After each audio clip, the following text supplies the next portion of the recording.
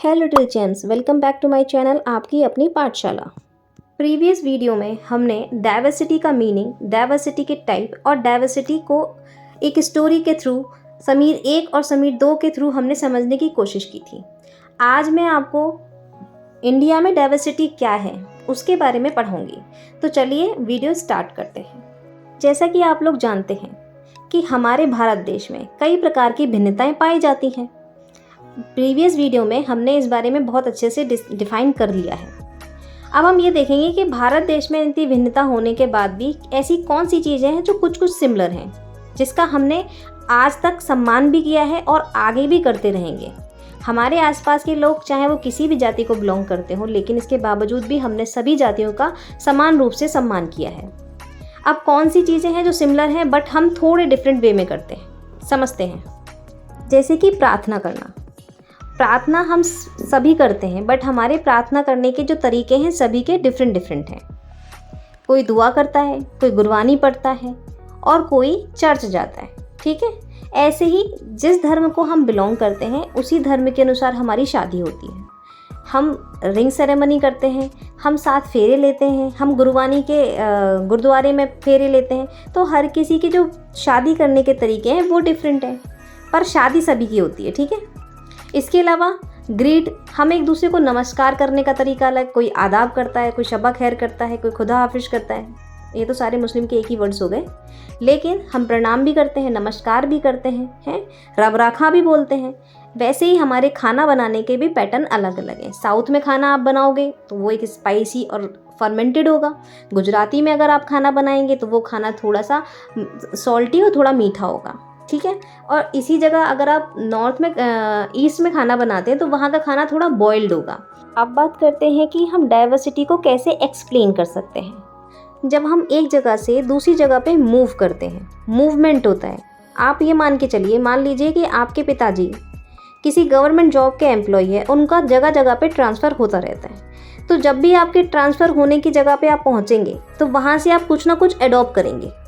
मान लीजिए आप पश्चिम बंगाल में आपकी पोस्टिंग हो गई, तो आप क्या करेंगे, आप वहाँ का खाना, वहाँ का रहन सहन, वहाँ की दुर्गा पूजा, आप उसको अडॉप्ट करेंगे, उसको एंजॉय करेंगे।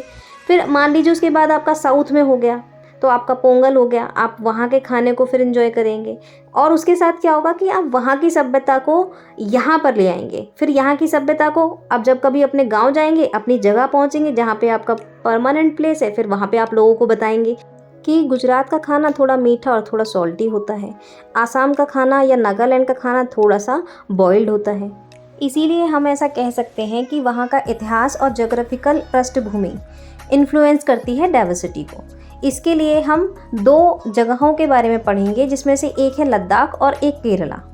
लद्दाख जो कि भारत के बिल्कुल नॉर्थ के पीक पर है, और दूसरी जगह केरला, जिसे आज हम केरलम भी बोलते हैं। केरला कहाँ पड़ता है? भारत के सबसे साउथ एरिया में, बिल्कुल लास्ट में। आगे हम पढ़ेंगे कि लद्दाख और केरल में क्या क्या भिन्नता है।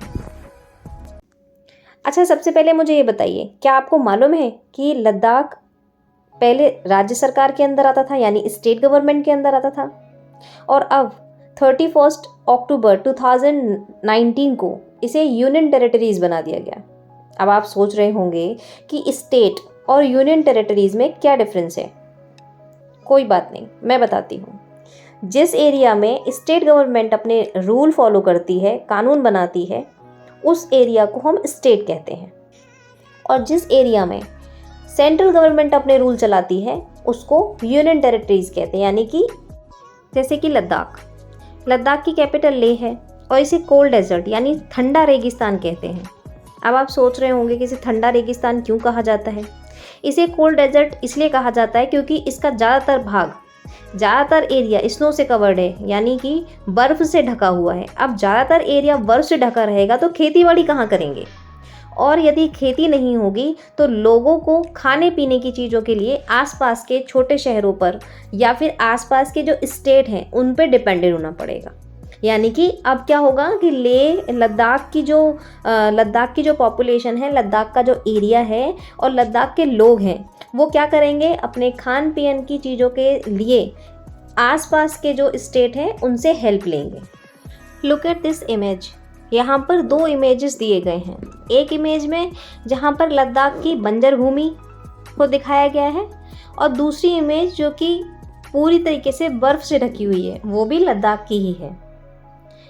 आपको मालूम है वहाँ पानी पीने के लिए लोग क्या करते हैं? लद्दाख में पानी के लिए क्या किया जाता है? लद्दाख में पानी के लिए वो जो स्नो से कवर्ड एरिया है, स्नो से ढका हुआ, जो बर्फ़ से ढका हुआ एरिया होता है, वहाँ पे वो लोग बर्फ़ के पिघलने का इंतज़ार करते हैं और उस बर्फ़ के पिघल जाने के बाद उस पानी को स्टोर करके रखते हैं ताकि वो उस पानी को बाद में यूज़ कर सकें।